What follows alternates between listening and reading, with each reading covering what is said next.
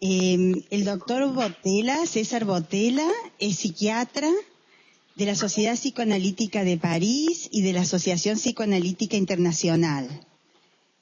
Es miembro en función didáctica. Actualmente es presidente de la Comisión Científica y miembro del Consejo de Administración de la Sociedad Psicoanalítica de París. Otras funciones que él ha desempeñado: ha sido secretario general de la Sociedad Psicoanalítica de París, presidente de la Comisión de Psicoanálisis Infantil y representante en Europa del Comité de Psicoanálisis en Niños y Adolescentes. Psiquiatría en Madrid y en París, y en la su formación analítica la ha realizado en la Sociedad Psicoanalítica de París.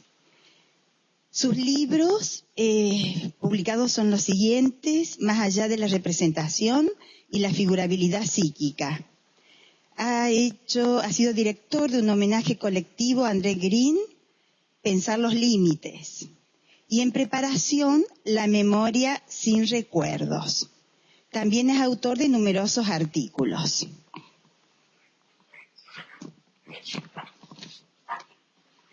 El trabajo que va a presentar, le agradecemos, enormemente al doctor Botella, que ha aceptado nuestra invitación para participar en nuestro simposium, que va a ser sobre la temática del cuerpo. Y esta videoconferencia, el título es El cuerpo, el acto, el gesto en sesión. El carácter de los límites del método freudiano. Bueno, muchas gracias. Y lo escuchamos.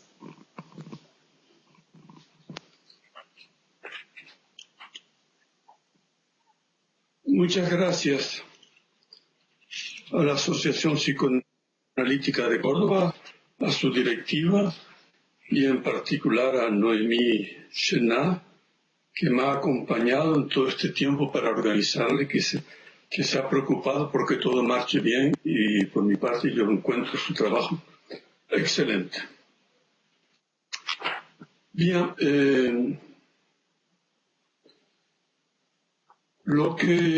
mi primera reacción ha sido al título de vuestro simposio, Enigmas en del cuerpo. La expresión es muy interesante, y yo creo que cuando uno intenta abordar ciertas zonas psíquicas que son tan más allá de la representación, tenemos que acceder a formulaciones un poco curiosas como esta, y que yo acepto con mucho interés, porque yo mismo hace ya un cierto tiempo, para comprender el objeto y la relación al objeto, llegué a una formulación que ya quizás conozcáis, contradictoria y extraña, pero que en su extrañeza parece revelar algo. La fórmula es: el objeto solamente dentro, también fuera. Pues por lo que yo me siento en armonía con el tema de vuestro simposio. Esa zona que queremos abordar en el psicoanálisis, más allá de la representación, me hace recordar un momento de otras disciplinas tan serias como la física, en que en cierto momento tuvo que aceptar abrir un terreno a lo que llaman la física cuántica. Y hay algo de ese tipo, respetando toda la distancia, hay algo de ese tipo que se está produciendo actualmente en el psicoanálisis, y que buscamos con más o menos éxito a poderlos abordar. El tema del cuerpo y de él es muy amplio, y naturalmente yo me limitaré a lo que yo puedo abordar hoy día, y que se reducirá a la idea de, para tratar el cuerpo, lo perceptivo, cómo podemos hacer con el método de Freud. Mi idea es que el método de freudiano clásico es insuficiente y que debemos ensancharlo. Es un trabajo que yo intento desde hace unos años. Para intentar llegar rápidamente a mis ideas más personales, voy a dar una serie de saltos teóricos, quizás un poco abruptos, pero que podemos retomarlos en la discusión. Grosso modo, para mí, el psicoanálisis es una teoría de la representación, demasiado encerrada en la idea de representación, la teoría freudiana, y en la idea de rememoración, incluyendo la rememoración de los traumas. Pero Freud ha construido un método en que esos retornos que pueden de los traumas no tocan, no conciernen nada más que los traumas representados, que han sido pensados y que han sido reprimidos. Hoy día intentamos abrirnos a otro tipo de trauma y a otro tipo de rememoración y ir más allá de la representación. El título que Noemí viene de decir, el cuerpo, el acto, el gesto en sesión, el carácter y los límites del método freudiano. Yo empezaré de entrada para hablar de otras huellas memoriales que las clásicas descritas por Freud, y he buscado en la obra de Freud en los momentos en que aborda otros tipos que los traumas representados infantiles que se pueden resolver por medio de la interpretación clásica que yo llamo y que muchos llaman la interpretación arqueológica. A esas otras huellas memoriales y otros traumas, Freud se interesa únicamente al principio y al final de su obra. Y de una forma excepcional, en 1914, a propósito del hombre de los lobos. Al inicio de la obra, lo que podemos tener en cuenta es la noción de percepción-signo. Está presente en la carta del 6 de diciembre de 1896, en la que Freud explica a su amigo Fliess que la memoria, yo cito, se compone de varias especies de signo. La percepción-signo constituye el primer registro de las percepciones totalmente incapaz de volverse consciente.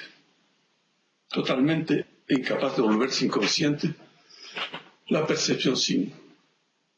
Yo no hablaré de 1914 para ir más rápidamente a lo esencial y paso a 1937 en análisis con final y análisis sin final y construcción.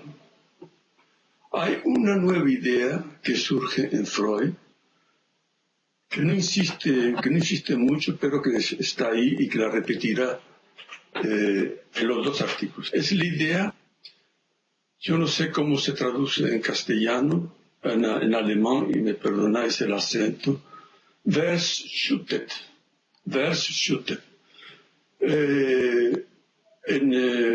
Yo podría traducirla en castellano por sepultamiento o por lo sumergido, por lo sepultado, indicando por ahí Freud que se trata de otro estado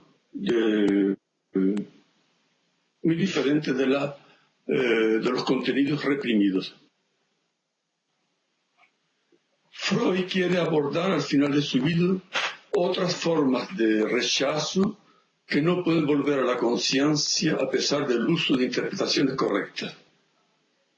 Eso es sobre todo en análisis con final y análisis sin final. 3 meses más tarde, en construcción en el psicoanálisis, vuelvo a insistir y precisa el contenido o el momento en que esos sepultamientos han ocurrido. Yo cito: lo que se produce como inalcanzable a pesar de ser conservado. Y luego precisa aún más, yo cito de nuevo, experiencias importantes vividas antes del lenguaje que quedaron sin ser comprendidas. La noción de sumergido hace referencia pues a experiencias anteriores al lenguaje, o sea un elemento no representado al límite de lo psíquico. Es decir, yo creo que habría que distinguir una memoria constituida de recuerdos representados y otra construida de otro tipo de huellas memoriales diferentes. Serían huellas memoriales que podemos llamar perceptivas o una memoria sin recuerdos, o como André Green dice, una memoria amnésica.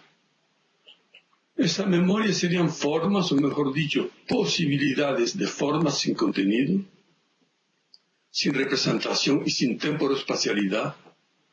No están ni reprimidas ni renegadas propiamente hablar. Se caracterizan por una tendencia creciente a una expresión perceptiva y o alucinatoria.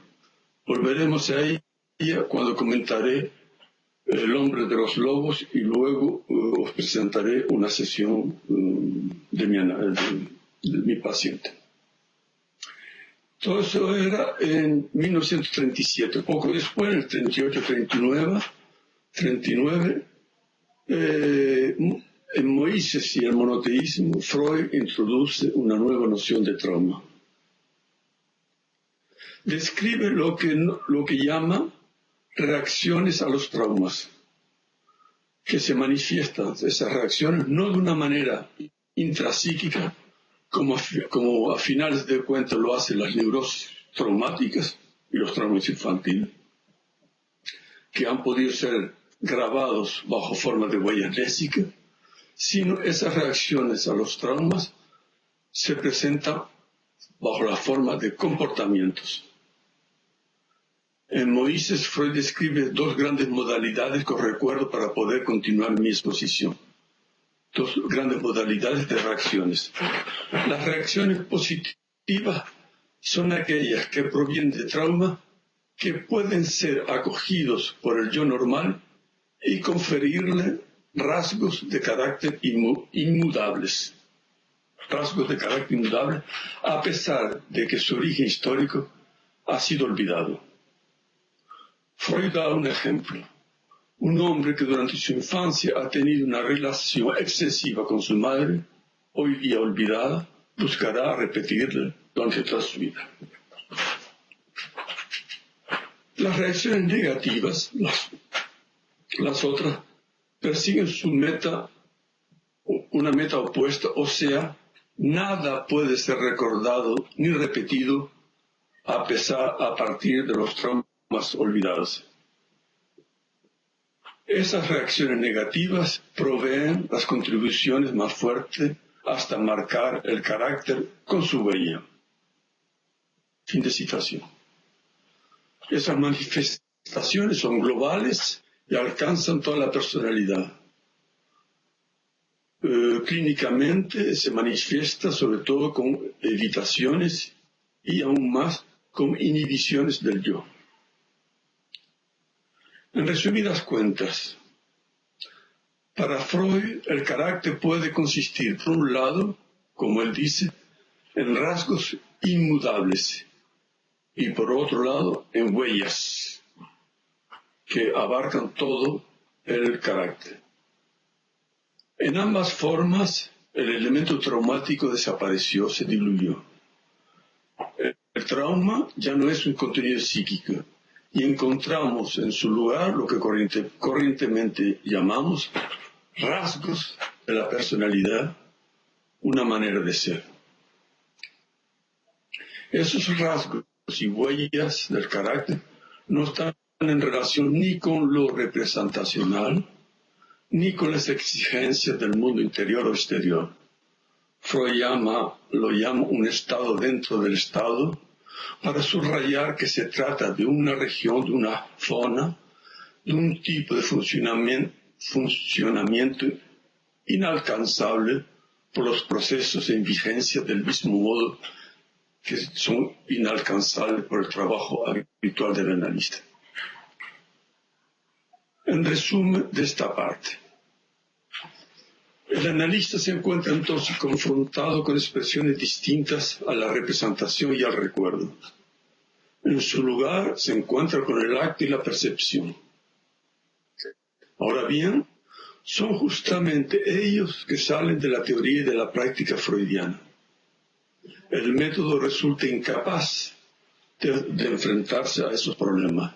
De ahí tantos fracasos con los estados límites, el más célebre siendo el del hombre de los lobos. Os recuerdo lo esencial para avanzar una hipótesis y realzar la importancia de la memoria del sueño para el tratamiento del carácter. La memoria del sueño fue tratada en la interpretación de los sueños, es decir, la capacidad que tiene el sueño de aportar recuerdos, fue olvidada hasta 1914 a propósito justamente del hombre de los lobos, y de nuevo fue descartada completamente hasta el último texto, el compendio de psicoanálisis.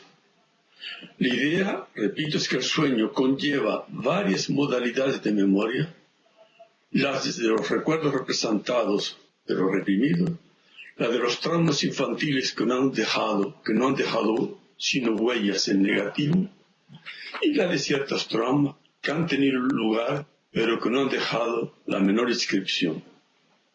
Es probable que Winnicott se haya inspirado de esos pasajes.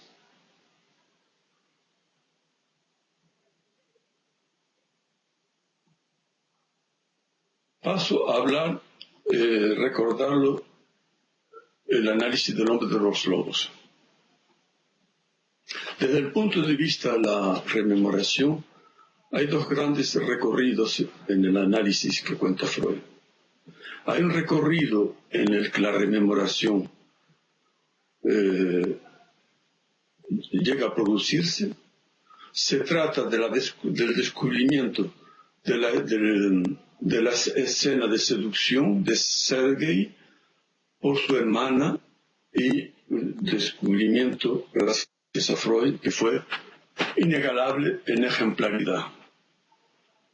La descubierta del recuerdo reprimido comienza por el análisis de dos recuerdos écran, se dice en francés, dos recuerdos encubridores. Uno, se trata de una frase pronunciada por la gobernante que andaba delante y que le dice: mira entonces mi colica. El otro recuerdo se trata de un paseo en coche en la cual el Sergei, niño, pierde su sombrero. Freud no tarda en interpretarlo en términos de castración. En el análisis ya sigue una serie de sueños que Sergei efectúa, en el que Sergei efectúa actos agresivos. Freud le interpretará que es una defensa contra sus deseos pasivos, y es en ese momento que hay un retorno del recuerdo reprimido de su pasividad cuando la hermana lo seduce. El otro recorrido de la rememoración es una rememoración que fracasará. Se trata de la escena, de la famosa escena primitiva que Freud piensa haber descubierto en este análisis. Freud, os recuerdo, que Freud llega a una precisión de relojero cuando dice que ocurrió a la edad de 1 año y medio, que Sergei niño a 1 año y medio veía un coito a tergo more ferarum 3 veces repetido por los padres. ¿Qué es lo que ocurrió? ¿Qué es lo que ocurrió en este intento de recuperar ese pretendido recuerdo? ¿Por qué no funcionó? Yo creo, la hipótesis que yo hago es que sí, los recuerdos de la seducción por la hermana llegó y Sergei estaba convencido de su realidad, es porque un recuerdo de la infancia conlleva una convicción inherente y basta con acordarse para estar seguro que fue una realidad. El problema con la interpretación con respecto a la escena primitiva es que Sergei quería verdaderamente recordarse porque él mismo estaba convencido que detrás del sueño, de la pesadilla que conocéis, del despertarse con los lobos enfrente, del otro lado de la ventana, mirándolo fijamente, que detrás de ese sueño se encontraba la causa de la neurosis infantil. Debéis saber que ya mayor, con 80 años, Sergei comentaba a una periodista, Karin Oborser, riéndose abiertamente de Freud y diciéndole, ¿cómo puede uno creer que a 1 año y medio se contemple el coito de los padres? El sentimiento de convicción sobre la escena primitiva nunca se produjo porque el recuerdo no podía llegar. Mi hipótesis es que lo que había detrás y que causaba la repetición de la pesadilla es algo del orden del sepultamiento del que ya hablaremos. Del orden del sepultamiento, y que en realidad no había un contenido detrás de ese miedo, de ese pánico que está en el sueño, sino que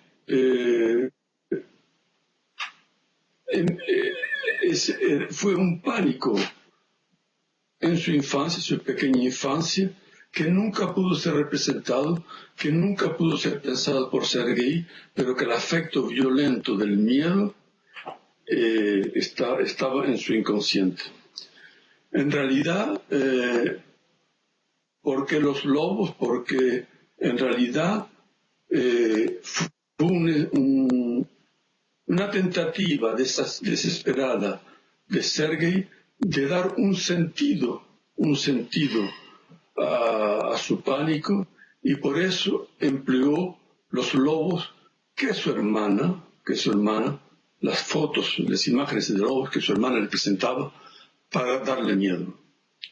De ahí a pasar a la escena primitiva hay un salto que Freud se empeñó en dar y que en efecto fue sin resultado. Paso a hablaros ahora del ensanchamiento del método. Tengo que resumirme mucho, pero lo que habéis leído, el libro sobre la figurabilidad,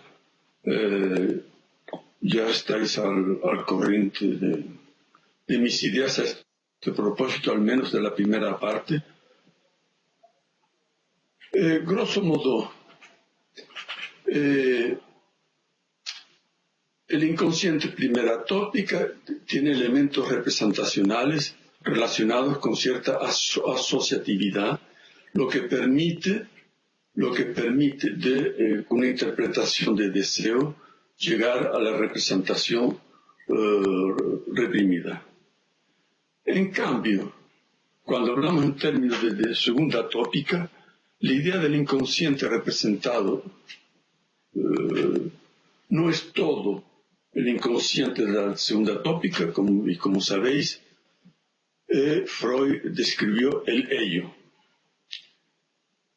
El ello que se caracteriza por ser un puro movimiento, pura descarga, ya sea alucinatoria, ya sea en el comportamiento, y lo que le caracteriza sobre todo es que en el ello hay una ausencia de representación.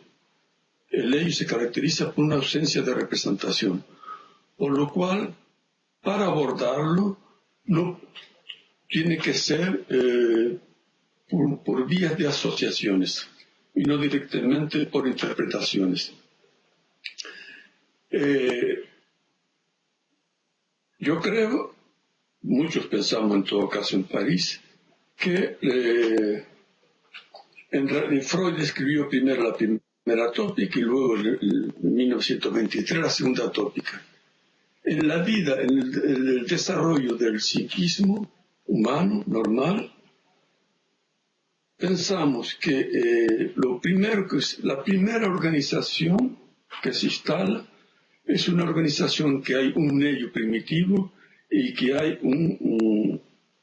unas prohibiciones que podemos llamar un super yo primitivo, y que entre la prohibición de la descarga y el deseo de la descarga alucinatoria o corporal o comportamiento, el psiquismo no puede humanizarse, digamos, y que progresivamente hay una tendencia del psiquismo caracterizado por esa forma de segunda tópica a transformarse en primera tópica.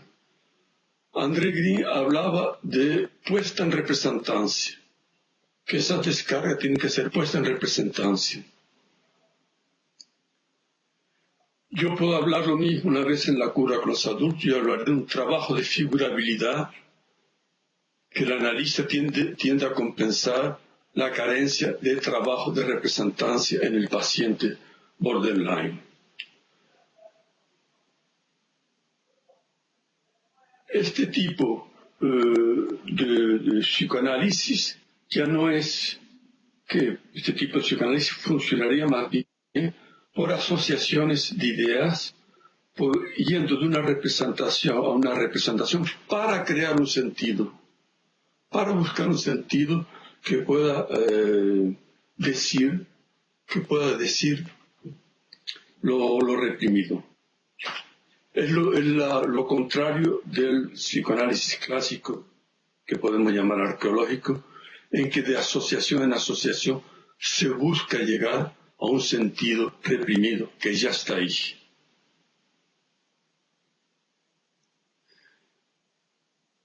Paso a otra parte del ensanchamiento del método.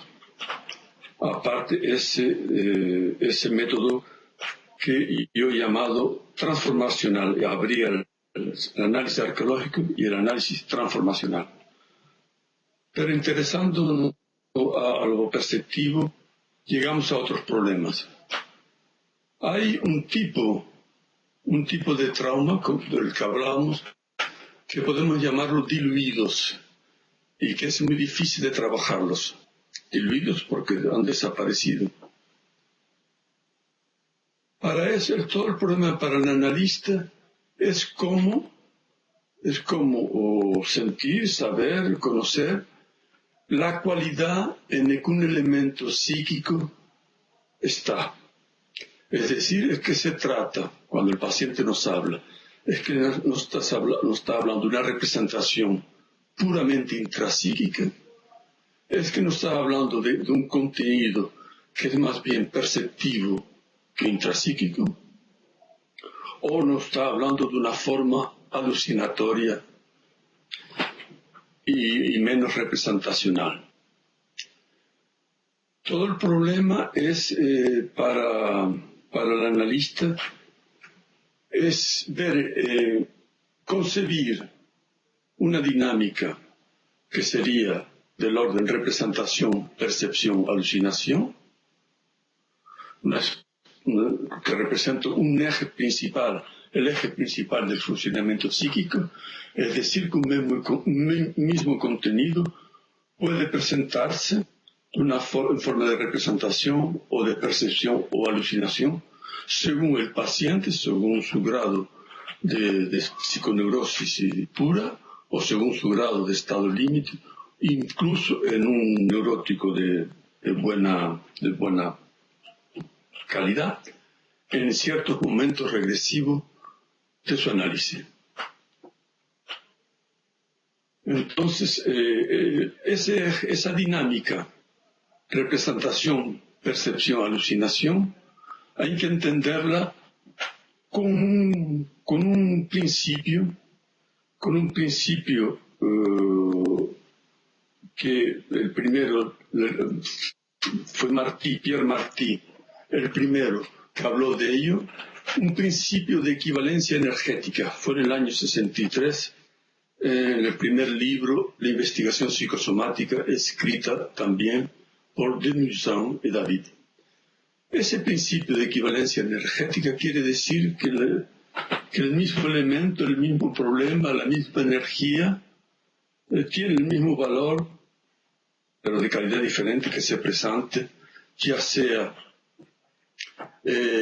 como una representación, ya sea de una forma onírica, fantasmática o intelectual, y lo que nos interesa más hoy, en forma de descarga, ya sea en el acto, ya sea en el cuerpo.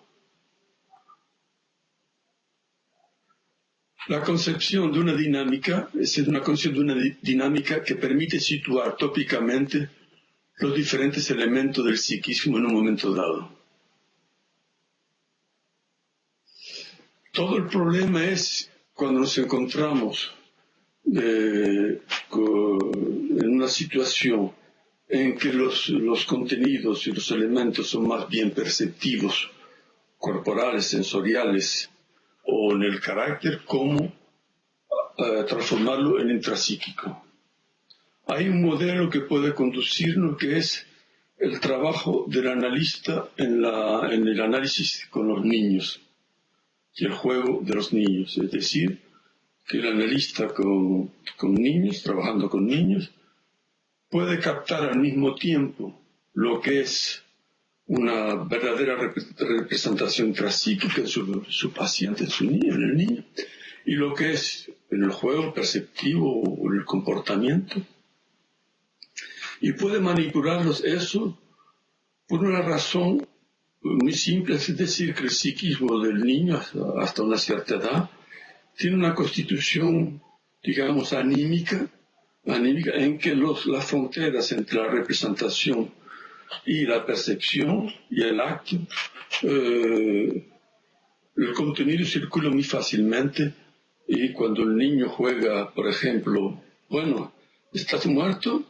De una cierta forma, es verdad en ese momento, y se levanta inmediatamente y está vivo sin problemas. Paso entonces a la hipótesis que yo voy a defender, que estoy defendiendo. ¿Cómo poder, pues, el niño, el psicoanalista con niño, puede fácilmente hacer frente a esa situación? No es lo mismo que en el análisis de los adultos. Entonces yo me sirvo de dos nociones que vienen de psicoanalistas franceses. Uno ya Pierre Martí, que vengo de citar, el otro es Maurice Bouvet, que ha introducido una noción que me parece importantísima, que es la noción de distancia. La noción de distancia en una relación. Primero,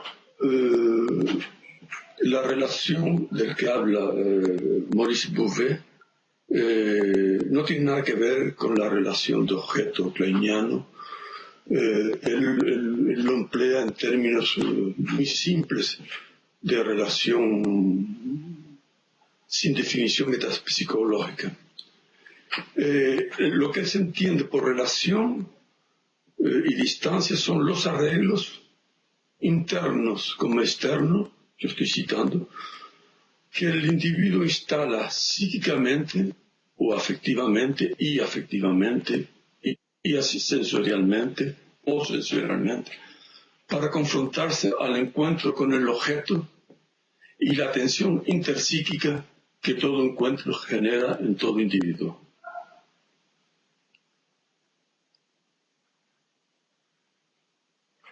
Y de una forma más precisa, Bouvet define la distancia como la distancia que existe entre lo que es, en un momento dado, la relación del sujeto a su objeto, y lo que ella sería, esa distancia, si las defensas psíquicas que el sujeto emplea fuesen suprimidas. Si hubiese un colapso y las defensas desaparecen. Yo puedo daros un ejemplo, una anécdota que Martí contaba con mucho gusto. Es la última sesión de una paciente alérgica y la paciente se encuentra muy mal y Martí intenta hacer toda clase de interpretaciones y nada calma a la paciente que se va en muy mal estado. Cuando vuelve le cuenta, usted sabe, yo estaba muy mal en la última sesión. Cuando salí y pasando por los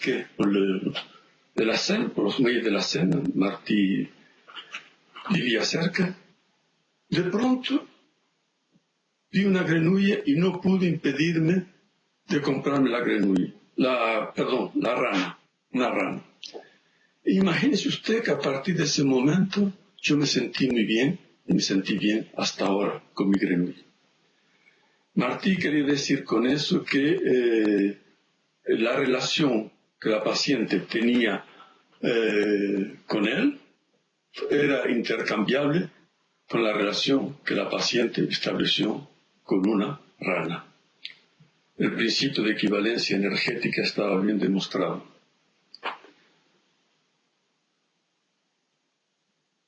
Otro aporte de Pierre Martí, y que es muy importante para hablar del cuerpo y del comportamiento y del carácter, eso es lo que él llama la expresión asociativa. Es decir, que para Martí el analista tiene que tomar en consideración no solamente el proceso mental explícitamente formulado, pero también todas las manifestaciones observables o señaladas por el paciente. Esas manifestaciones pueden ser mímicas, gestuales, sensoriomotrices, dolorosas, neurovegetativas, etc. Es decir, que una forma de ensanchar las asociaciones del analista a las expresiones que el paciente muestra, no solamente a los contenidos mentales de su palabra. Eso supone que el analista, dice Martí, debe tener una actitud, su pensamiento debe estar en una actitud diferente de la habitual en su trabajo corriente. Una actitud de pensamiento diferente que se amplía, hasta captar las expresiones asociativas. Martí, en la época, en 1963, consideraba, yo lo cito, que esa actitud del pensamiento del analista está al opuesto de la actitud que exige el psicoanálisis clásico. Hoy día, hace 50 años, y con la experiencia que tenemos con el tratamiento de casos límite y con los pacientes somáticos, yo creo que sería más justo de decir no que se trata al opuesto del psicoanálisis clásico, pero que se trata de una forma de ensanchamiento del método clásico gracias a las nociones de relación y de distancia. Sigamos, pues, a la idea que la atención flotante clásica descrita por Freud en los pacientes neuróticos no basta en ciertos casos, y que hay que tener en cuenta lo que yo llamo una atención flotante igualmente perceptiva. Si flotante clásica y se añade una capacidad perceptiva.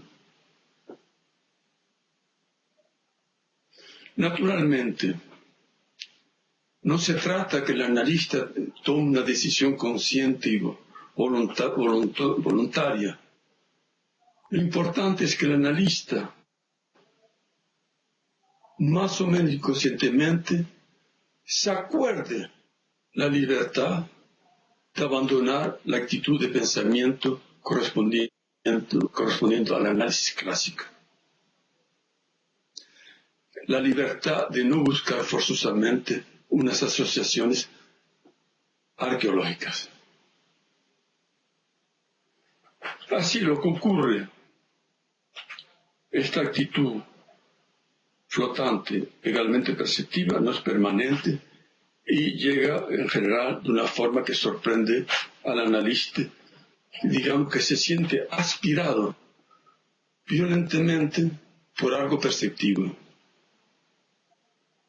Quizás ese perceptivo fuese algo que existía desde siempre o después de un momento y que el analista no percibía, que para él era una banalidad, pero que a un momento dado, por unos cambios en la cura, en el análisis, en la escucha del analista, ese mismo perceptivo toma un valor inesperado. Ahora, hay un peligro cuando el analista capta un perceptivo, es decir, que se precipite a considerar el perceptivo con el mismo valor que si fuese una representación, lo trata igualmente y concluye con una interpretación que concierne lo perceptivo. La mayoría de las veces es un error grave que tiene unas consecuencias importantes en la cura.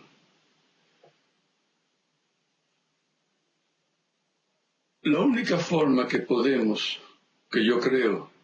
personalmente yo creo, que podemos tratar un perceptivo que nos sorprende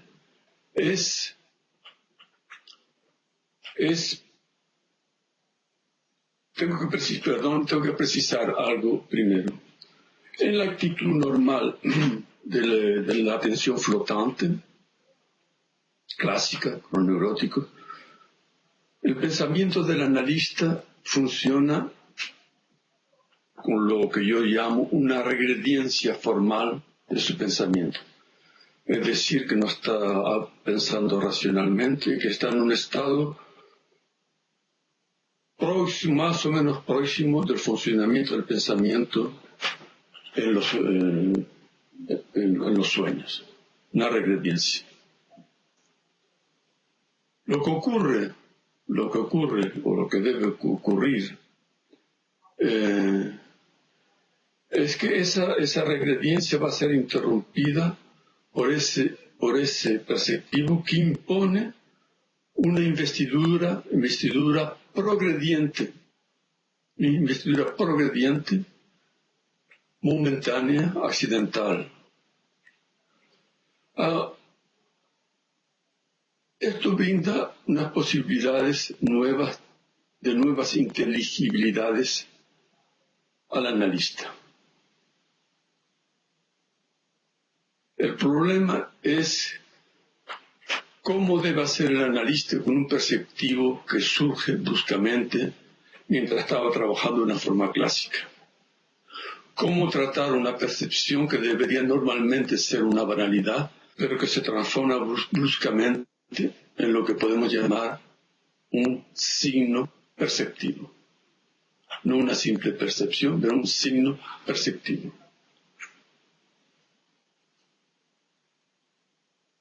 La única posibilidad para que un signo perceptivo adquiera la calidad de representación sería de pasar primeramente por una vía intermediaria. Por vía intermediaria yo entiendo un elemento que posee a la vez la calidad de representación y la calidad sensorial. Un elemento a la vez sensorial y representacional tiene que ser o por la vía alucinatoria, y entonces nos encontramos con la figurabilidad, o por la vía de los afectos, en tanto que los afectos son representantes pulsionales, en tanto que los afectos son una expresión cualitativa de la pulsión con validez de representación. Si el signo perceptivo despierta un afecto en el analista, gracias a ese medio, el signo perceptivo puede entonces ser integrado a los conjuntos representacionales, guiarse a ellos y participar con un valor de representación, a través, lo más a menudo, un afecto que el analista ha resentido. En ese momento el signo perceptivo desaparece, se diluye, y su referencia con respecto al paciente será únicamente el afecto que ha sido despertado por el signo perceptivo en el analista. Podemos decir entonces que el signo perceptivo ha sido como consumido, metabolizado, digerido en esa transformación. El analista lo olvida, y ese proceso puede recordar el proceso del olvido de los sueños.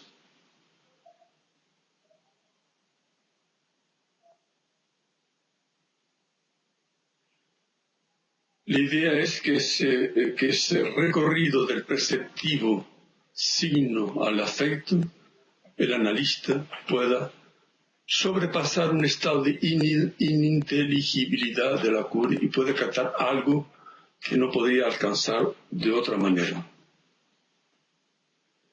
Termino esta parte teórica antes de presentar una sesión, resumiendo lo que acabo de deciros desde el punto de vista teórico. Se trata de no acceder a un sentido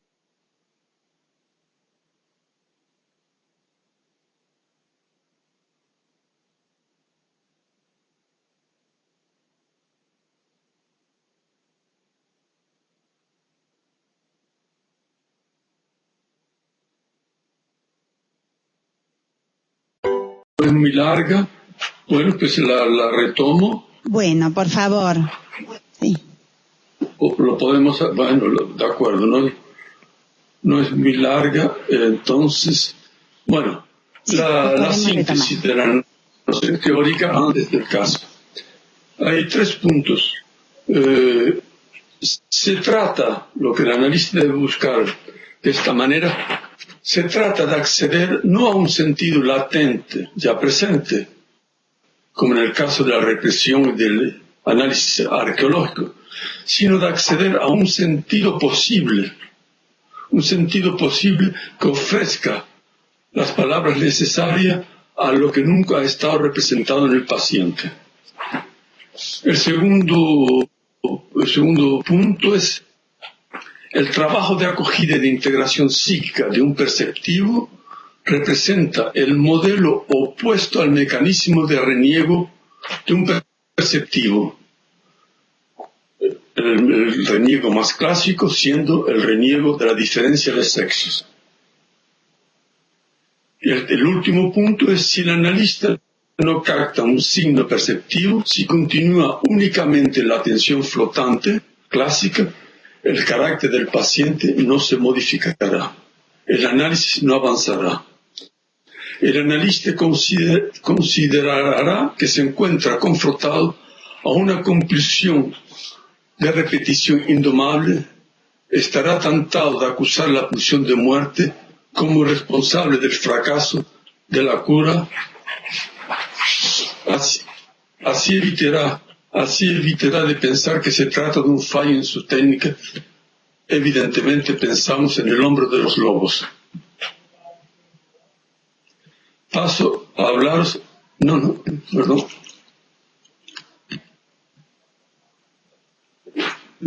On peut pas desaparecer, faire disparaître ¿La qué? Aquí. Vale, perdón. Hay algunos problemas técnicos. Bueno, os voy a hablar de un paciente, Norberto, y en particular de una sesión. Norberto tiene 30 años y está en el análisis únicamente desde hace unos meses. Me vine a verlo con un sentimiento de insatisfacción con respecto a sus posibilidades intelectuales de desarrollarlas y de su capacidad, su dificultad a dirigir una empresa que ha creado. Lo más importante en él es una inhibición de sus posibilidades por culpabilidad delante del éxito. Podemos decir que es una psiconeurosis, pero que está encerrada en el carácter y que se manifiesta en una repetición de una relación objetal, conflictual, que tiende siempre al fracaso, ya sea la relación amorosa o profesional. Él no tiene conciencia de esa repetición y la justifica cada vez por las circunstancias reales. En realidad se trata de una neurosis de carácter. Empecé unas sesiones de frente, de sillón a sillón, pero pronto me di cuenta que eso facilitaba demasiado las racionalizaciones del paciente y en acuerdo con él decidimos pasar al análisis tumbado. Llega la hora en punto, le falta aliento porque ha subido las escaleras rápidamente, está muy contento de haber llegado. Va rápidamente, se precipita en el diván y cada vez resopla de una forma muy fuerte, queriendo expresar por ahí algo de ça y est, j'y suis, al fin, ya estoy. Perdón si estoy leyendo al mismo tiempo en francés, si alguna expresión francesa se me escapa. Como si al fin, tumbado, hablando, hubiese encontrado finalmente lo que estaba esperando desde siempre. Rien d'autre, nada otro cuenta para él en ese momento. Al mismo tiempo, su discurso se queda en los acontecimientos, es prácticamente operatorio, sin serlo verdaderamente. Un discurso que más bien para evitar una relación directa conmigo, se siente un estado de gran felicidad, de bien ser, y en realidad no me habla a mí, él piensa, reflexiona, y es para él un análisis es reflexionar, y decir que él está en análisis conmigo es casi, en esas primeras sesiones, es casi una exageración. Más bien está en un autoanálisis según la concepción que él tiene del análisis. Que yo esté ahí es muy importante, pero nada más como una escucha agradable y neutra, acogedora.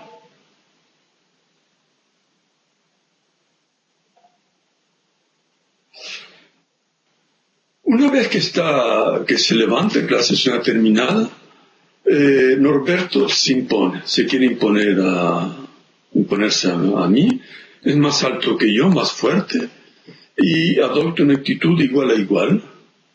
Así me ha impuesto el pago cada semana, a lo que de costumbre yo practico el pago mensual.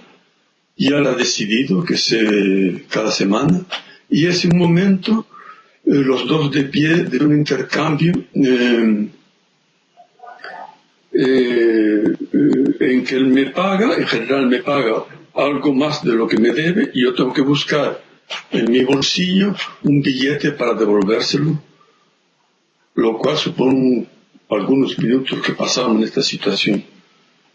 Al principio la cosa me irritaba, yo estaba buscando interpretaciones posibles de su miedo a la homosexualidad, de su carácter paranoico, etcétera, etcétera.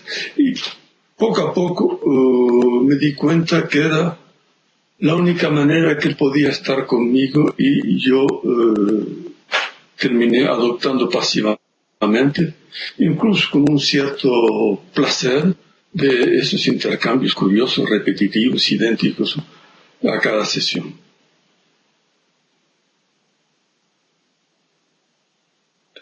Pensando en que es un día más tarde, esa actitud de carácter que necesitaba desaparecería cuando el contenido que es escondido detrás de ese carácter desapareciese progresivamente. Voy a contarles entonces una sesión que me parece muy importante porque refleja los problemas y el paso de un análisis a nivel de las representaciones a cómo el cuerpo y el comportamiento se introducen. La sesión es la última antes de una interrupción de 15 días por de vacaciones de primavera. Él empieza contándome un acontecimiento que acaba de ocurrir.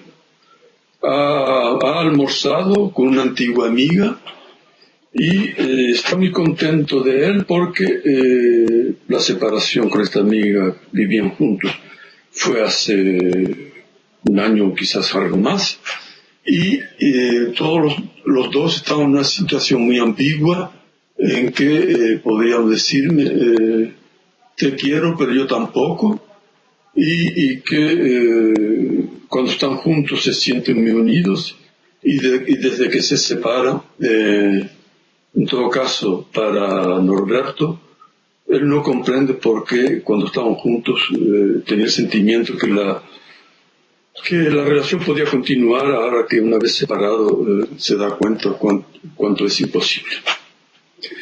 Él está muy contento y muy orgulloso porque ha podido abordar un problema jamás abordado con esta chica, y eso toma la forma de hace unos días coincidió en un restaurante con su amiga que estaba con otro hombre. Ella no lo vio y él no le dijo nada, y entonces el tiempo pasó y al encuentro de este día, del almuerzo que me cuenta, se atrevió a decirle: te vi con un chico hace un tiempo, ¿es algo importante para ti? Y la chica estaba un poco trastornada con ese, y terminó diciendo: sí, pero no sé, en cambio, pero en fin, un nombre al fin existía entre los dos. A partir de ahí, la ambigüedad que Norberto sentía con respecto a esta chica desaparecerá completamente. Muy orgulloso y muy contento, pero de pronto, progresivamente,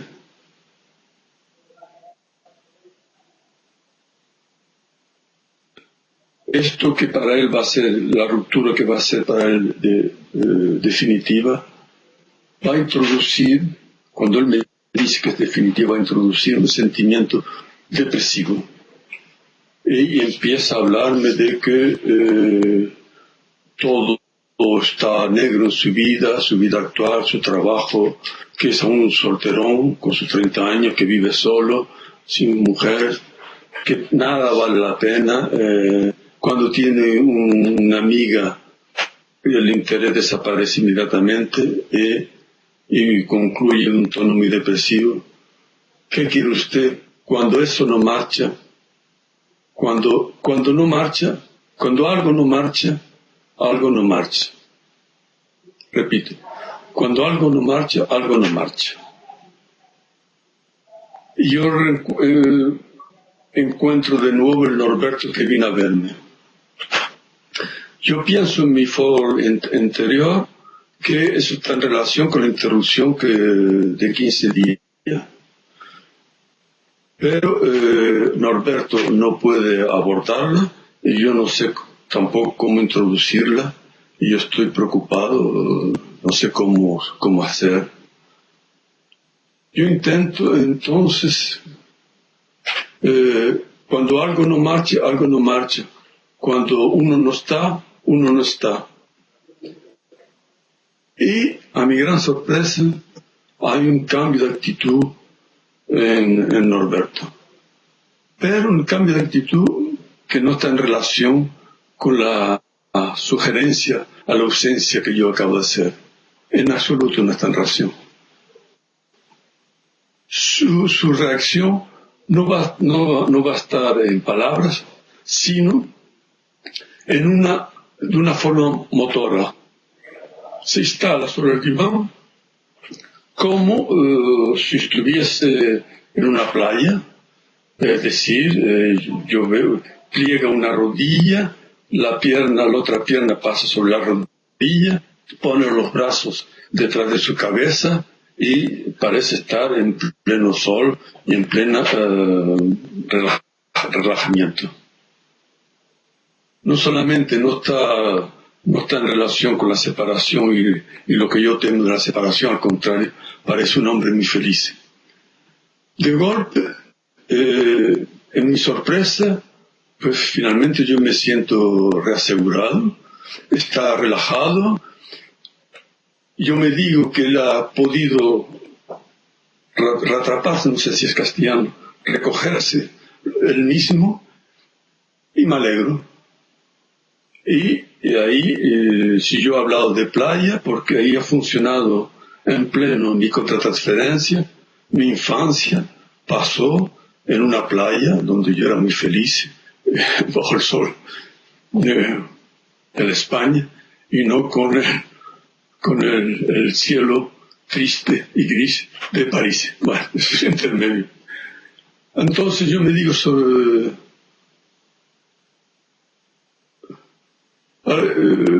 yo pienso playa y él va a hablarme.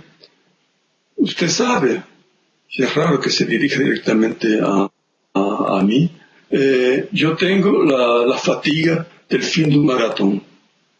Cuando la adrenalina cae, es la fatiga que aparece. Si tengo el sentimiento de estar a la fin de un periplo, espero que sea castellano, de un recorrido, digamos. Me perdono por mis dudas. En buen analista de neurótico, después de haber interpretado su motricidad como estar en la playa, como un buen signo de relajamiento y de recuperación narcísica, yo insisto,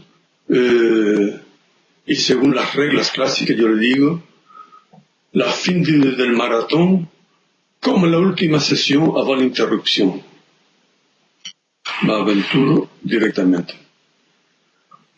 Nuevo cambio en Norberto y nueva sorpresa. La playa, según mi interpretación, la concretud de esa motricidad desaparece tan brutalmente como ella había aparecido.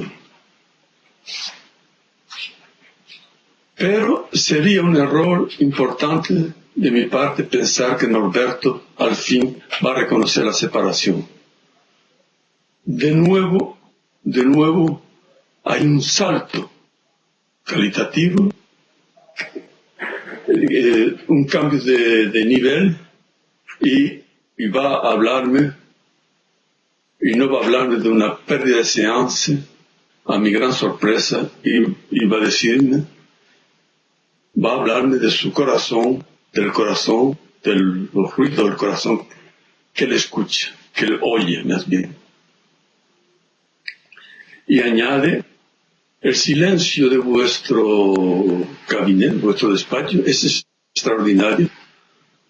Yo puedo oír mi sangre corriendo en mis venas. Yo entiendo y escucho mi corazón. Yo entiendo los ruidos de mi cuerpo. Es algo que me molesta y que yo soporto mal. Fin de citación. A la vez, hay esta ambigüedad, la felicidad del silencio, puesto que le recuerda su trabajo, y la angustia del corazón al mismo tiempo. En resumen, la primera vocación de la introducción que yo hice, Norberto se ha recuperado con la motricidad playa. A la segunda vocación que hago de la separación, la salida motora no es suficiente. Hay un cierto repliego sobre él mismo, como si él estuviese rodeado de enemigos. Un recurso a la concretud de oír su cuerpo, los batidos de su corazón.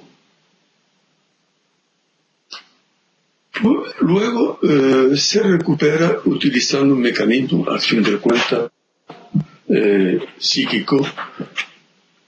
Le viene un recuerdo. Me cuenta. La ambigüedad insoportable de lo que él siente va de nuevo a revelarse sobre otra manera.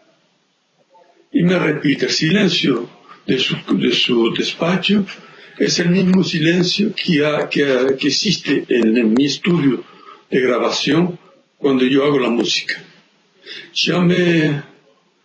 Esto yo lo había ya sentido en su despacho, y es un momento de exaltación en la sesión como en el momento de sus capacidades creadoras. Pero otro recuerdo llega. Ese batido del corazón, me dice él, ese sentimiento que me molesta, me recuerda cuando yo fui a ver la exposición a propósito de Viola. Una de las instalaciones que Viola propone es con respecto a la respiración. ¿No os acordáis que yo decía que cuando el paciente llega a cada sesión expone un gran resuplido? El parkour, el recorrido de la instalación de Viola consiste en hacer un desplazamiento reteniendo la respiración.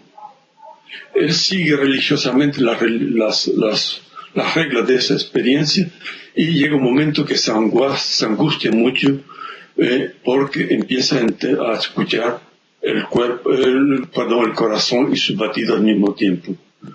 Y él llega a concluir que al mismo tiempo sentía una gran alegría en ese recorrido y al mismo tiempo una gran angustia. Y yo intervengo en ese momento. Grandes satisfacciones, grandes inquietudes. Yo intento por ahí mostrar la ambigüedad de su relación de objeto. Finalmente yo comprenderé a posteriori que esa frase era también un reflejo de mi contratransferencia inquieta. que finalmente soy yo en ese momento que va a ser un recurso a souvenir, que las grandes inquietudes y grandes satisfacciones estaban quizás también en mí como en Norberto. Y el recuerdo que me viene es que a la introducción precedente, las vacaciones de Navidades, pasó unas vacaciones muy malas, muy dolorosas, porque tuvo una erupción térmica impresionante, que a su gran sorpresa y a mi gran sorpresa, 24 horas después que retomó contacto conmigo, desapareció completamente. Entonces me encuentro sin saber cómo hacer, puesto que la hora de la sesión estaba avanzando y yo no sabía cómo evitar de nuevo una somatización de ese tipo. Y es en ese momento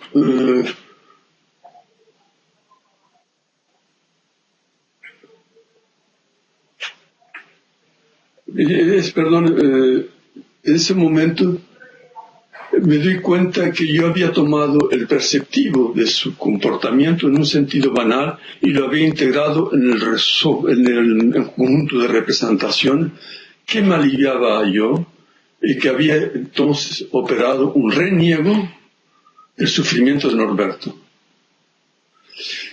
Ahora yo consigo que la actitud motora se convierta en signo perceptivo sin que yo me dé cuenta por qué y cómo va a ser un signo perceptivo.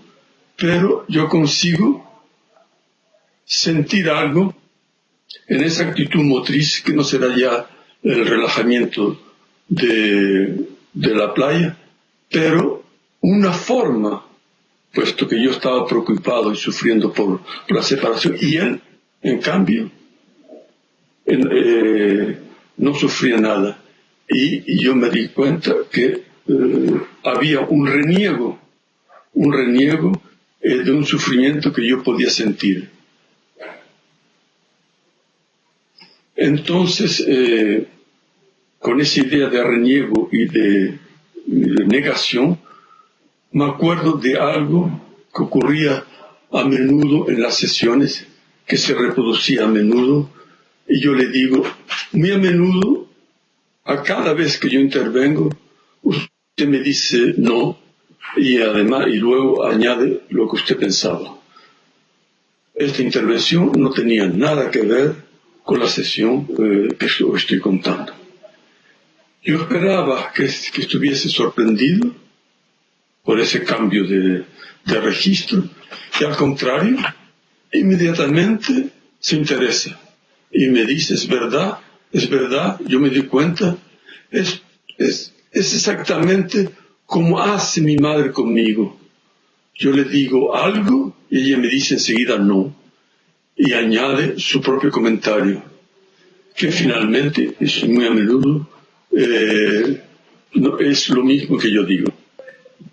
Yo nunca me había dado cuenta. Lo que usted me dice me permite de realizar la existencia permanente de ese no. Es verdad que yo me identifico a mi madre y no comprendo bien por qué tanta identificación. Y en ese momento tiene una toma de conciencia fulgurante. El no, cuando yo le digo no a usted, eso me permite de no desposeerme de yo mismo. El no me permite de no desposeerme de yo mismo. Es el final de la sesión. Yo me siento reasegurado y en mí hay el sentimiento que durante esa separación, en vez de una erupción dermatológica, él va a pensar en ese no y va a divertirse pensando en mí y en la facilidad que él tiene para decirme no. En todo caso, cuando vuelve 15 días después, no ha habido ninguna reacción alérgica. Al final, ¿qué podemos decir del estatuto metapsicológico de Zenón? Yo creo que ni la noción de represión, ni tampoco la de reniego, bastan para explicarlo. Su importancia económico-dinámica me parece que soporta, que permite el equilibrio psíquico de Norberto. Es decir, que más bien hay que comprenderlo en términos de relación, en el sentido de Bouvet, que en términos metapsicológicos freudianos. Muchas gracias por vuestra escucha. Siento haber estado un poco haber cogido más tiempo del previsto. Y muchas gracias por vuestra escucha.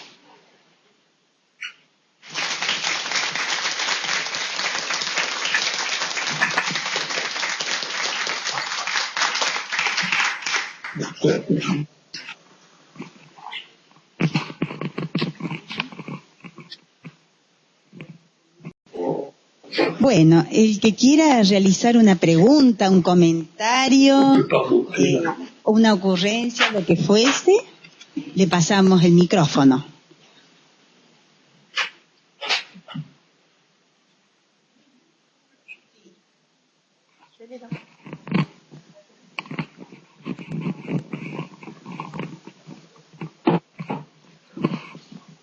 Doctor. Sí, dígame. Un placer escucharlo. En principio, desglose metapsicológico que usted hace, maravilloso, es un placer para nosotros. Y yo me quedé con algo que usted dijo en relación a lo alucinatorio y la palabra alucinatoria. Digamos, no lo dijo así. Dijo que lo alucinatorio se expresaba en palabras. Creo haber leído que se refiere a lo vívido. Bueno, pero me gustaría si usted nos puede ampliar un poquito más esto, que es como una seña a tener en cuenta en la expresión de un paciente. ¿Quedó claro? Más o menos. Sí, el problema es quizás la definición del término de representación. Ajá. Porque a menudo me dicen, en un sueño alucinatorio hay representaciones de una forma alucinada. Sí, es verdad. Lo que yo entiendo por representación es del orden de la representación más bien de palabras, y entrando en un contexto consciente. En cambio, cuando yo hablo de alucinatorio, es la idea de que ha habido una transformación de la representación de palabras de una forma en figurabilidad o en una forma alucinatoria en el sueño. La diferencia es importante porque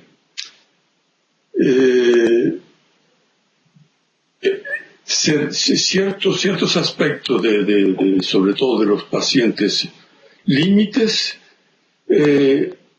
no pueden ser, el analista no puede comprenderlo utilizando sus representaciones de palabras, pero en cambio puede ser sorprendido por una figurabilidad. Hay un caso que a mí me gustó mucho, que puedo contaros. Hay un paciente que me está hablando,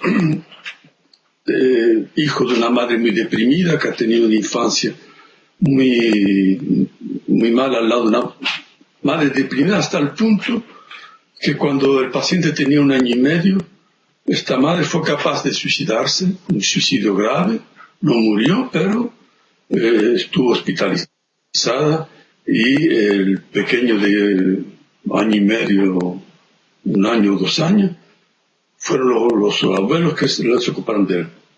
Esta madre ha estado deprimida toda la vida y siempre me la ha presentado en las sesiones como una madre horrible, deprimida, que no se viste, que no se maquilla, que está triste, que llorona, etc. Y en la sesión el paciente me está hablando con mucha emoción de su padre, de la muerte de su padre, y yo me siento muy contaminado por ese sentimiento. Pienso en la muerte de mi propio padre y estoy en plena empatía con él. Y en ese momento algo me sorprende en mi mente, y yo no sé lo que es, algo ocurre, y me molesta, intento ponerlo de lado, no lo consigo, y estando ya habituado a sorpresas, intento hacer atención, me doy cuenta que es una musiquilla, que está una melodía que intenta presentarse, finalmente se presenta, y en ese clima de muerte del padre y de tristeza, la musiquilla que se presenta no es otra que el vals de la viuda alegre. La cosa me molesta más bien al principio. ¿Cómo puede ser que, pensando en la muerte de un padre, surja una viuda alegre? Yo no dije nada, yo me guardé eso en mi pensamiento, pero a partir la ventaja de esa figuralidad, que a partir de ese momento, cuando el paciente volvía a hablarme de una madre deprimida, yo me decía, madre deprimida, empiezo a creer menos al paciente. Y yo al mismo tiempo, la idea me está ocultando una madre alegre. Y al final, la madre alegre, otra madre que existía, que ha existido, llegó presentándose de una forma también muy curiosa. Me dice un día, mi madre más sorprendida, tarareando una canción no me acuerdo de quién, y dando unos pasos de danza. Y a partir de ahí, de haberme podido decir, el análisis de este hombre cambió radicalmente, y creo que a partir de ese momento el análisis podía ir hacia su fin. Ese es el ejemplo. Yo no podía pensar eso, que sorprendido por ese trabajo alucinatorio de figurar una melodía.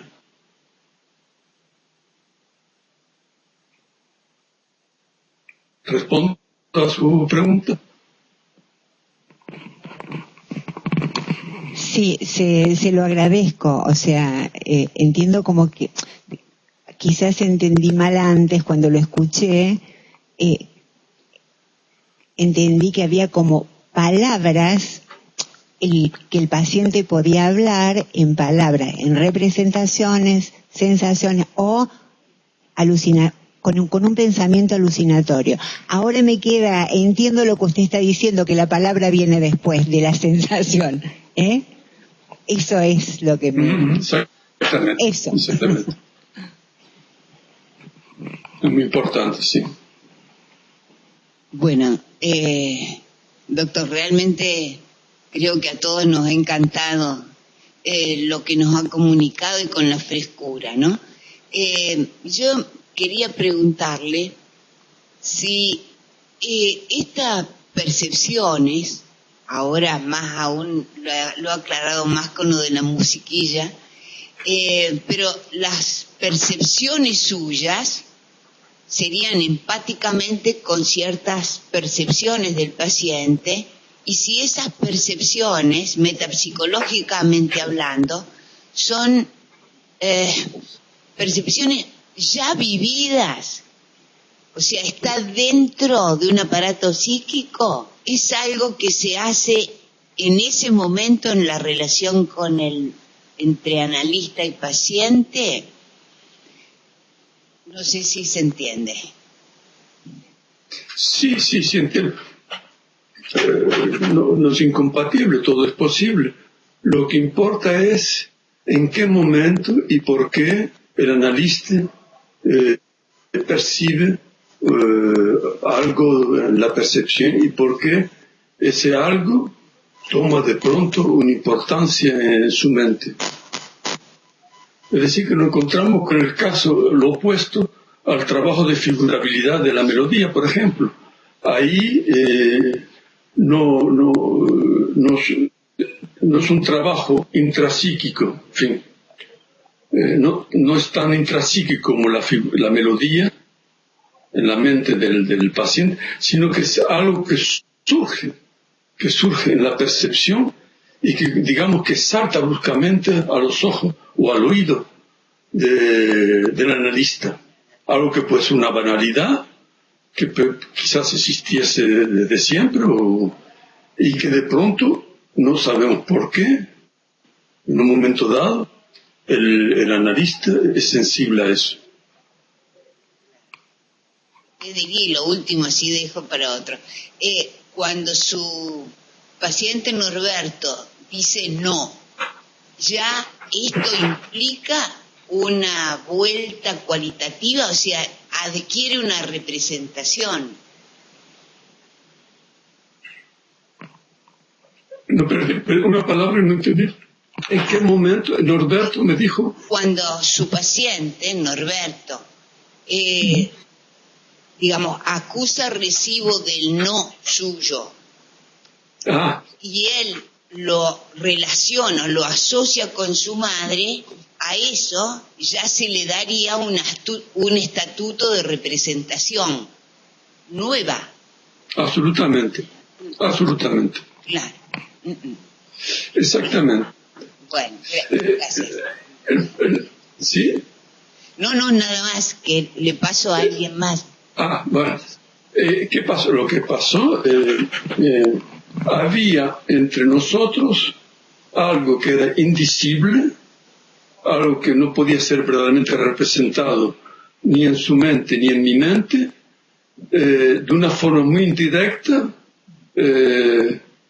Cuando yo llego a tener afecto, pero me ha dejado con su actitud de relajamiento.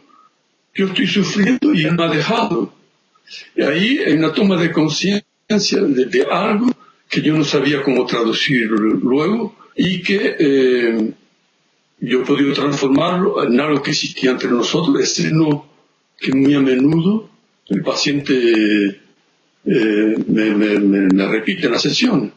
Es decir, es pasar, se relajó, me deja, me rechaza, no toma en cuenta mi sufrimiento y mi preocupación, me dice un no terrible, y yo encontré ese recurso en ese momento. Es por lo que él enseguida lo siente que estamos en el mismo movimiento inconsciente, y es el no se transforma en una representación de palabra que puede circular entre nosotros y que puede ser pensado en procesos secundarios y en recuerdos de su madre, etcétera. Él hace conmigo lo que su madre hace con él, etcétera, etcétera. Entramos en un registro de psiconeurosis y de un contexto edipiano, afortunadamente.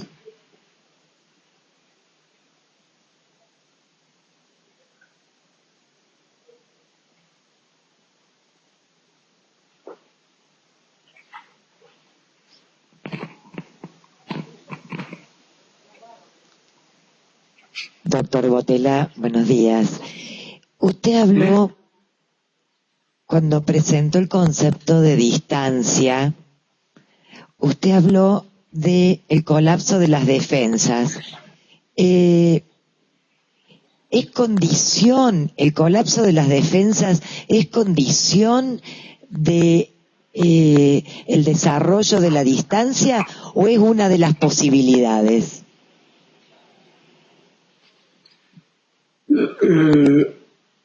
Sí.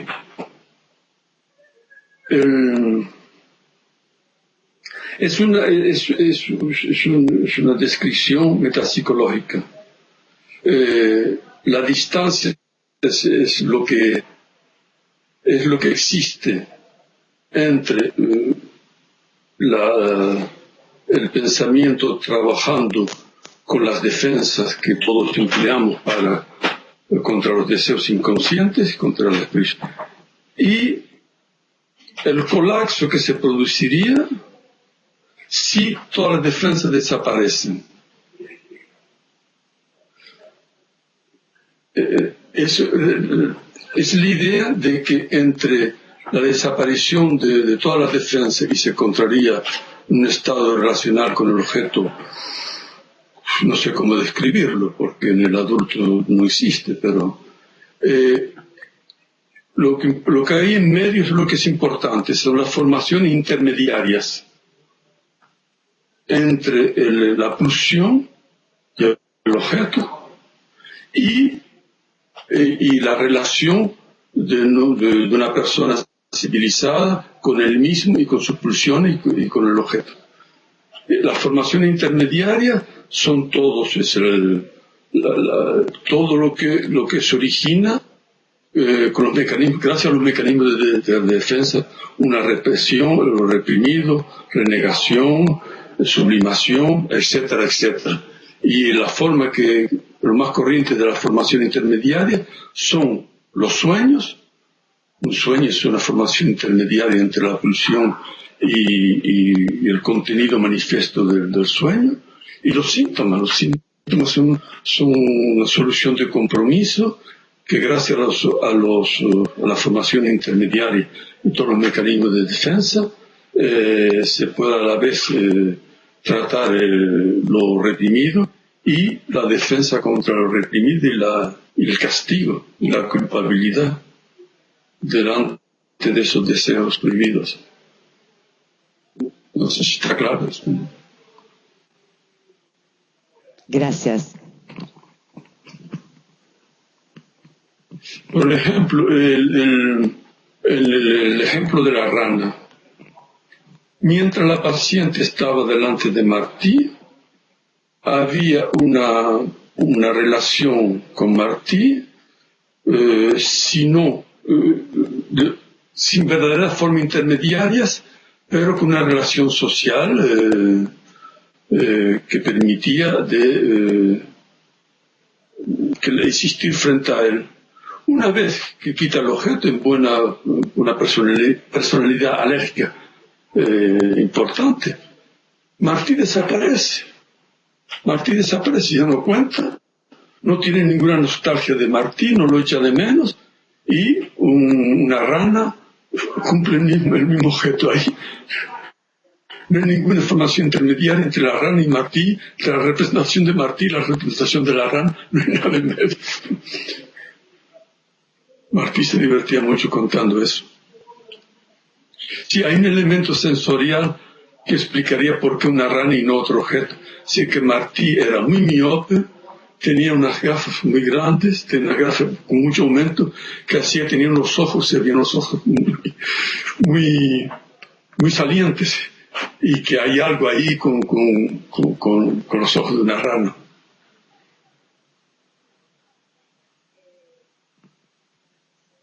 Doctor Botella, bueno, agradecer también todo lo que nos está ofreciendo hoy día. Nos quedan muchas preguntas quizás por hacer porque estamos abocados a esa lectura, pero hay algo que yo quería preguntarle acerca del trabajo del analista. Cuando usted recién contaba la experiencia con Norberto, la sensación que yo registraba es que los distintos registros, esto de pensar los distintos registros al estilo de las retranscripciones, que de alguna manera exigirían un enorme trabajo del analista. El poder integrar estos elementos que aparecen en lo perceptivo, que lo impactan desde lo perceptivo, y poder relacionarlo, como la música, ¿verdad? La musiquita esta de poder trabajarlo con todo lo contratransferencial que implica la historia propia, la historia construida del paciente y la posibilidad de traducirlo después en una expresión en palabras, ¿no? Y el afecto, lo otro que quedaba, cómo el afecto puede ser retraducido para que sea una nueva significación para el paciente. Exactamente, muy bien, enteramente de acuerdo. Naturalmente, la melodía de la vida alegre estaba todo mi Edipo afortunadamente bastante bien integrado, que me permitió esa escapada cruel con respecto a la idea de la muerte de un padre.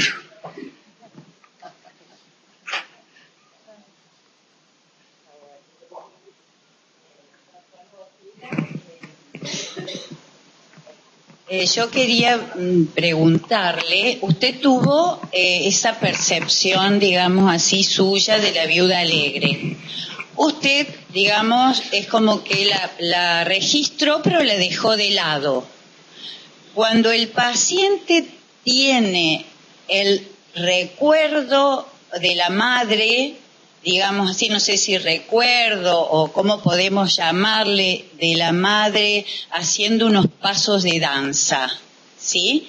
¿Usted le dice algo al paciente o no? Nada. Ah, bien. El paciente no hace nada más que confirmarme mi intuición. Lo importante ahí, primero, que el paciente sea capaz de decírmelo, y para eso, naturalmente, entre la sesión, yo tuve la figurabilidad de la vida alegre y esta de la danza de su madre, pasó muchísimo tiempo, pero durante todo ese tiempo, cada vez que me hablaba, mi madre deprimida, mi madre no se ha vestido, mi madre esto y lo otro, eso ya no tenía impacto en mí. Y sin darme cuenta, yo cambié de actitud con respecto al paciente. Y el paciente tenía que sentirlo forzosamente, sin que ninguna palabra se cruzara entre nosotros a ese propósito. Ajá. Yo no sé si hay que hablar de inconsciente e inconsciente, pero sí. En todo caso, yo tenía, digamos, un comportamiento, una actitud analítica que cambió bruscamente a partir de esa melodía. Ajá, ahora. Los pacientes claro. Los pacientes terminan conociéndonos tan bien como, o mejor que nosotros los conocemos. Comparto eso. ¿Alguien quiere hacer alguna pregunta? Doctor,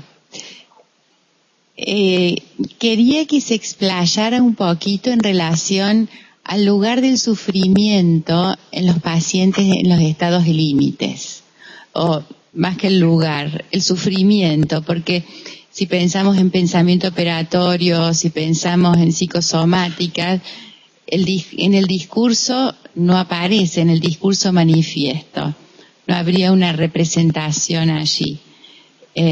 Bueno, que nos ayude un poco con su saber en relación a esto. ¿Qué espera de mí? No entendí bien los estados límites. Si bien generalmente... Sí. Pregunte, a ver.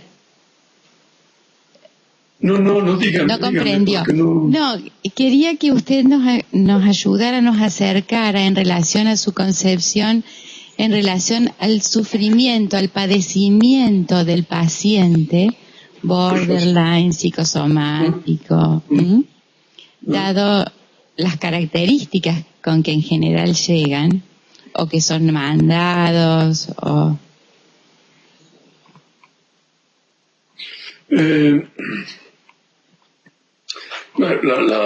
Lo que hemos aprendido poco a poco es trabajar de una forma diferente que los primeros analistas y de Freud, decir que no precipitarse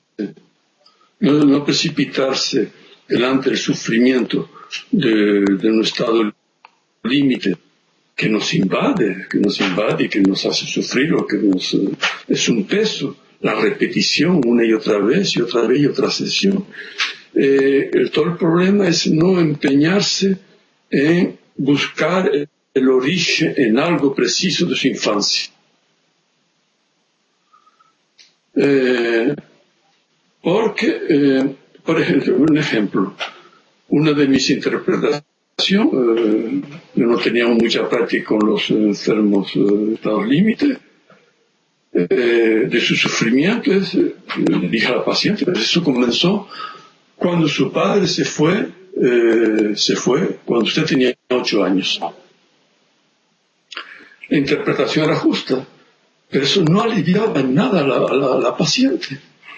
Lo que venía luego decía, ¿por qué mi padre me dejó con los 8 años? Yo sigo sufriendo, etcétera, etcétera. No había ninguna explicación. No había ninguna explicación posible porque no hay algo que haya que descubrir verdaderamente. Son afectos sin contenido memorial, sin la represión de un contenido memorial, sea el estado bruto. Y la regla elemental, en todo caso para mí, es olvidarse del psicoanálisis arqueológico, olvidarse que hay que descubrir cosas muy antiguas, muy reprimidas para ayudar al paciente. En cambio hay que acompañar al paciente, y en eso hay toda una actitud, en todo caso la mía, delante de los pacientes límites, que es, algunos podrían decirle que es antianalítica y que es de pura psicoterapia, es interesarme, ¿cómo decir?, a las circunstancias, a los acontecimientos que acompañan a un momento dado el mismo sufrimiento que se repite. Es decir, que hay hasta un cierto punto un diálogo, sobre todo yo evito toda frustración en el paciente, y a fuerza de repetir, de que el paciente llegue diciendo, pero se repite el mismo sufrimiento en circunstancias muy diferentes.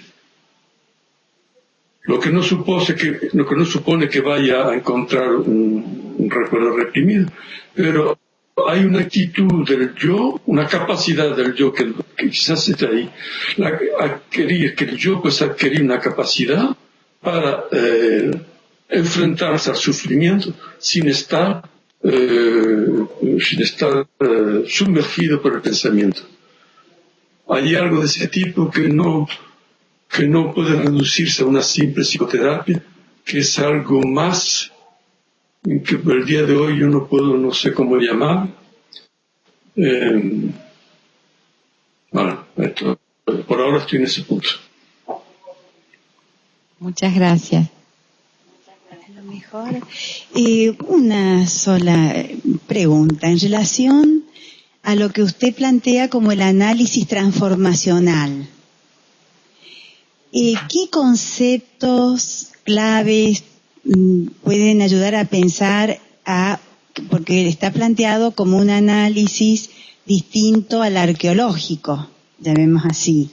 ¿Qué conceptos usted ha encontrado en la teoría psicoanalítica, en Freud, más allá de Freud, en autores post-freudianos también, para poder acuñar este tema del análisis transformacional?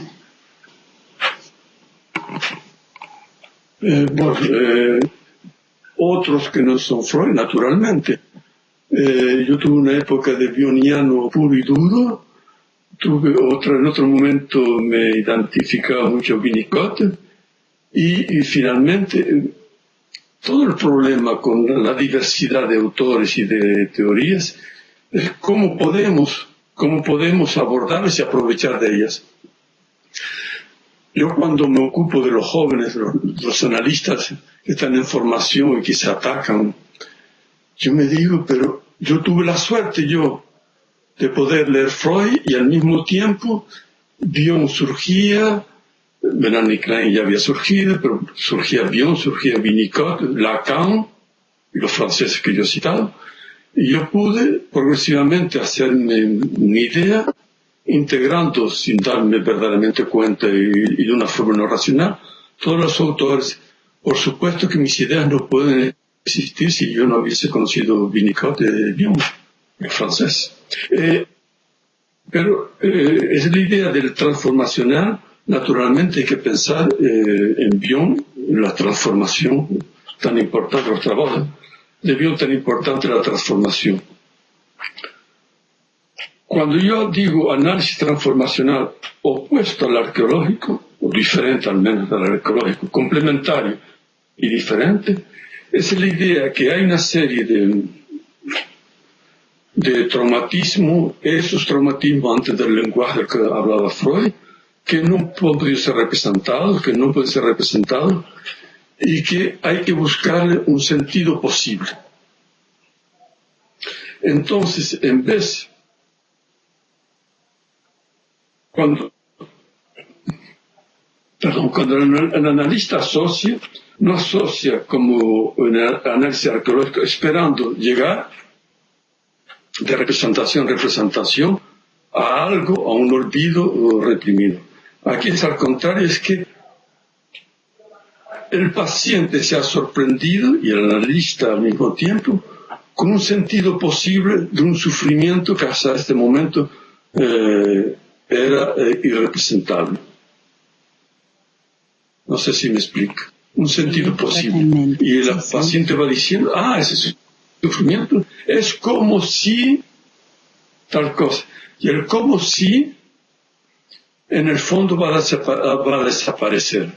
Va a ser como si va a desaparecer, va a ser integrado un sufrimiento de este tipo. Y sin que necesite encontrar un recuerdo del pasado. Y eso es muy importante porque los pacientes, los más psiconeuróticos puros, los mejores edipianos del mundo, hay sectores que son irrepresentados, siempre, y que surgen más o menos en todo momento de la cura. Y si el analista no se da cuenta o no los acepta, son fracasos de análisis tan corrientes. Una cosa contra la que yo me insurjo constantemente es que al menos en París, en Francia, dice, está haciendo un segundo análisis, un tercer análisis, como si fuese algo normal.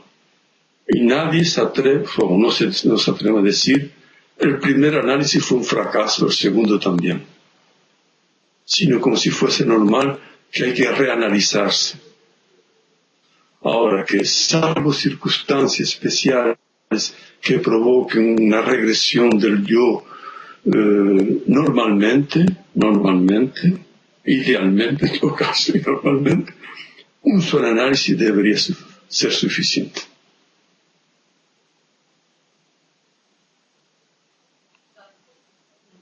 No sé cómo es en Argentina, pero me temo que no sea muy diferente por lo que yo he conocido. Me temo que no sea muy diferente.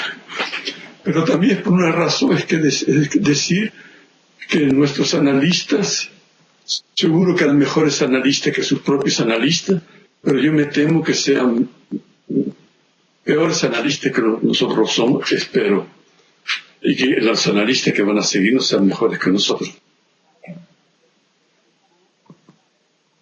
Bueno, una pregunta más por parte del público, alguien que quiera hacer una pregunta y ya cerraríamos.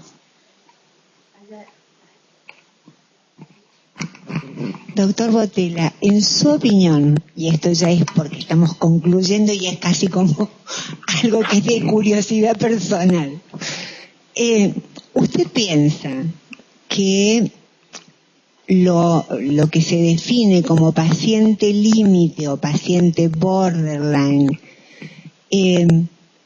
acaba de decir que de algún modo en cualquier psiconeurótico se pueden encontrar formaciones de este tipo que coexistirían con lo edípico, ¿no? Pero, ¿usted piensa que hoy hay un incremento de pacientes borderline? Si eso es así, ¿a qué usted se lo adjudicaría? Problema tremendo, ya podemos discutir. Yo lo que digo siempre en esos casos, que todas las pacientes de Freud, que han sido nuestro ejemplo, eran casos límites todos. Y que un paciente neurótico puro yo nunca he encontrado. Acá haya más pacientes límites, o que sepamos, o que seamos capaces de reconocer estados límites en todo paciente neurótico, eso sería mi respuesta. Que los analistas tienen ahora la sensibilidad y el valor y el coraje de atacarse a esas zonas irrepresentables de todo neurótico.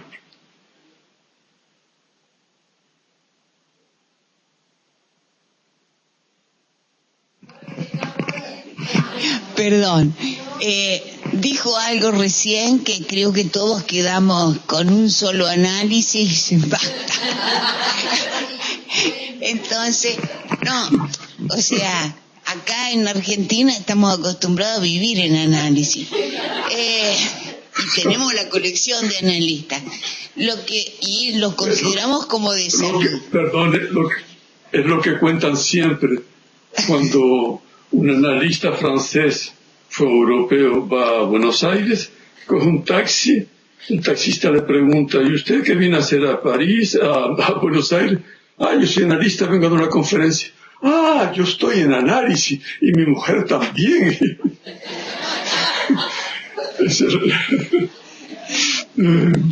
Bueno, mi pregunta no es una exigencia de mi parte, es idealmente, y contra lo que yo me insurjo es que hacer reanálisis constantemente no es lo ideal y no es buena cosa. Algo ha fallado en los análisis precedentes. No es natural de tener que hacer reanálisis. Está bien. No, con esto solo lo acepto, sino que lo que quería también preguntarle, porque me parecía, como usted dice, nunca nos terminamos de constituir, seguramente no estoy usando sus palabras, ¿no es cierto?, pero estamos en una transformación permanente. No sé si el autoanálisis siempre vale, ¿no? O la transformación misma curativa. Sí. Si el autoanálisis es suficiente. Cuando estamos en transformación permanente, psíquica, es que estamos en muy buena salud mental.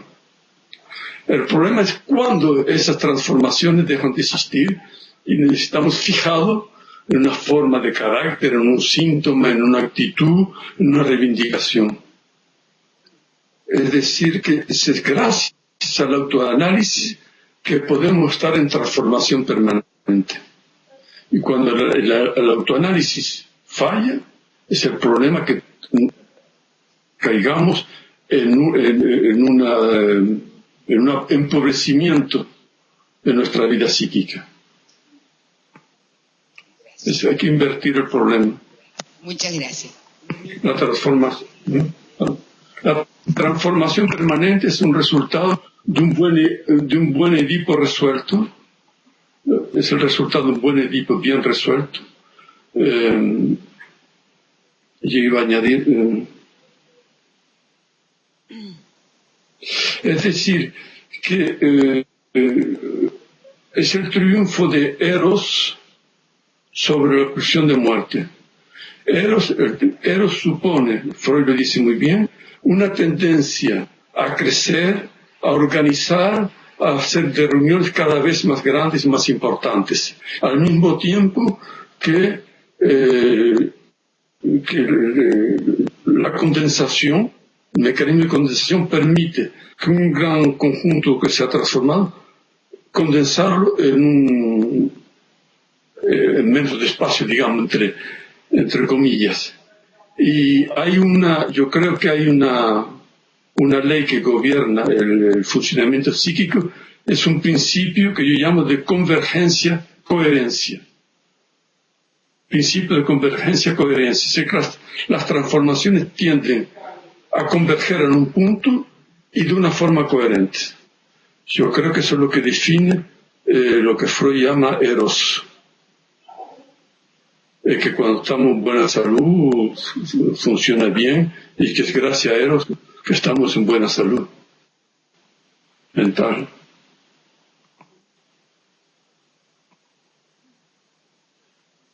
Bueno, doctor, muchísimas gracias realmente también por este intercambio. No lo podíamos perder este intercambio. La verdad es que, nos abre perspectivas de la mente del analista. Creo que eso es fundamental, poder tener aperturas para poder entender, y no solamente entender y comprender, sino poder pensar nuestra función como analistas, también incluyendo todo lo que hace a lo perceptual, a lo traumático, otras cuestiones que por ahí nos cuesta introducirlas o apropiarnos de esos niveles, llamémosles así, ¿no? Bueno, entonces por hoy vamos a irnos despidiendo. Nos vamos a encontrar nuevamente en el simposium. Allí será un auditorio más amplio, el que escuchará su videoconferencia, y también haremos intercambio. Después vamos a ajustar el horario en que va a ser. Sí. ¿El del simposio? Sí. ¿Perdón? Sí. Ya vamos a ajustar el horario para el intercambio. El horario que usted envió es correcto, podemos implementarlo. Así es que, bueno, vamos a hacer intercambio con el público allí, sobre su videoconferencia, ¿de acuerdo? Bueno, muchísimas gracias, doctor. Muchas gracias a vosotros. Para mí ha sido un gran placer de escucharos, con el sentimiento de que comprendéis muy bien los problemas de los que estamos hablando, que tenéis una actitud muy próxima de la mía, y que eso da mucha esperanza de que continuemos todos progresando juntos. Muchas gracias por vuestra invitación, y muchas gracias sobre todo a usted, Noemí, por vuestra amabilidad. Es gentillesse, como se dice en Francia. Hasta pronto y hasta el viernes 24. Muchísimas gracias. Un saludo.